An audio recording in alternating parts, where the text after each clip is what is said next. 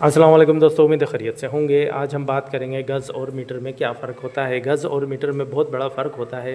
गज़ कहलाता है, अगर आप गज़ में कपड़ा लेंगे तो वो आता है 36 इंच का, और अगर आप यही मीटर में लेंगे कपड़ा तो वो आता है, मीटर लिखते हैं, मीटर आता है 39 इंच।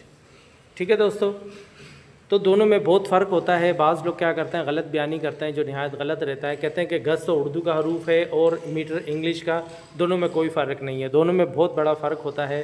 गज़ जो होता है वो 36 इंच पे मुश्तमिल होता है और मीटर जो होता है वो 39 इंच पे मुश्तमिल होता है। अगर आप इलेक्ट्रिकल की वायर लेंगे तो वो मीटर में होती है, ठीक है, और अगर आप कपड़ा वगैरह लेंगे तो वो 36 इंच में होता है। तो दोनों में बहुत बड़ा फ़र्क है।